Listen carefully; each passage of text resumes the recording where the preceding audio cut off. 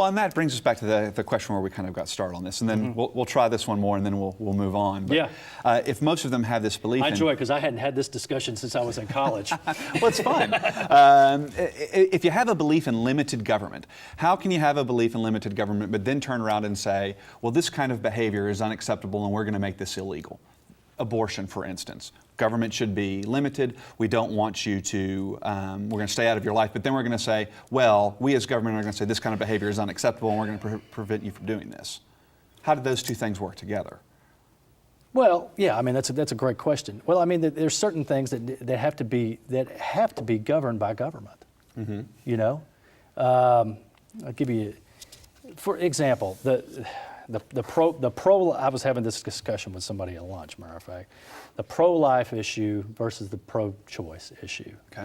I'm sort of getting off a little bit on where we're going here. I brought us here, it's all right. But there can be a common goal. And I think that's really where Washington has broken down, is that we can have we don't have to be fighting on both ends of the spectrum and never get anything done. Can we not agree that, for example, the issue of teen pregnancy, can we not agree that there's certain things that pro-lifers can agree on that, we need to curb teen pregnancy? Sure. And I'm sure there's people on the pro-choice side of it that want to curb teen pregnancy and come together as a group and figure out what those things are and find a commonality and try to pass it rather than posture on both sides of the aisle and never get anything done. I agree with that. Well, then let me ask this then. Is there common ground? Are there areas that Republicans and Democrats share similar ideological territory?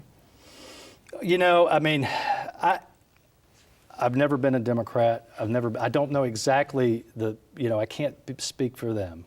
But I can say, yeah, I mean, on certain issues like health care, I think that both sides want some sort of health care reform. It's a matter about where we get there. And I am the party chairman, so I do have to say this. I mean, I do think that, when Barack Obama was up the other night, last week, saying, Republicans have said no, no, no. Well, I mean, the real truth is that they weren't even allowed at the table to debate the issue. We had all kinds of plans out there, but we weren't allowed at the table to even sit there and negotiate.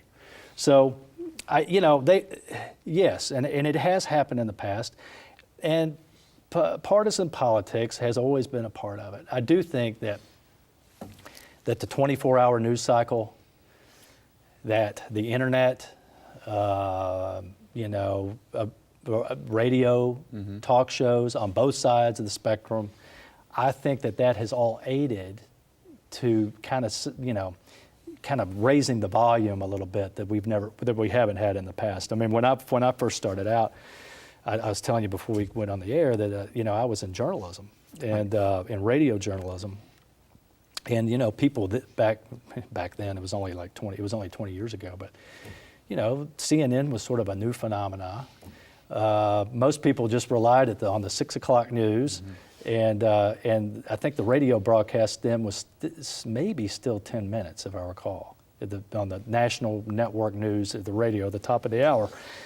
You still had 30-second sound bites. Now it's like 10-second sound bites, maybe in 5-second sound bites. And so everything is elevated. The pace of everything is elevated. But there are still good men and women on both sides of the aisle that want to come together. And, I believe that the other side needs to come to our side a little bit more and listen to us about limiting government, about lowering taxes and keeping them low. But we need to come together more. Well, so then is there a place for partisan politics today? I mean, do we still need that? Yeah, absolutely. Because people need to know when I say partisan politics, people need to know where the different parties are on the issues. Do you really want to stand with the Democrats who really believe that a reliance on government is the way to go, and that's whether it be health care, whether it be trying to find you a job or whatever. Is that the way to go, or is the Republican, lower taxes, limited government, individual responsibility, is that the way to go? I mean, I think there has to be that kind of difference. Well, let me ask you this then. You made a comment here that I wanted to follow up on, saying that We're talking about the democratic or the liberal idea. It's this idea of reliance on government.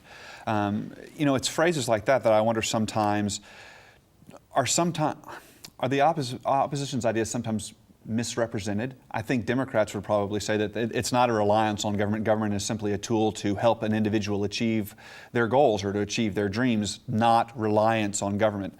Is this part of the problem with partisan politics, is that we don't characterize each other necessarily in the fairest light? Or is this really that we see things black and white that different? Oh, I think that the average person, if you were to ask them,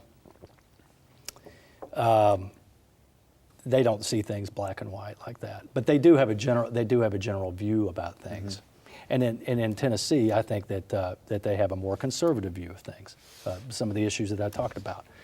The reliance on government, I know that, I can't remember, I know they don't hold me this, I know you're a history professor, but it was either 1862 or 1863, Abraham Lincoln had a bill where he or a law that he gave out land in the West. Act. Homestead Act.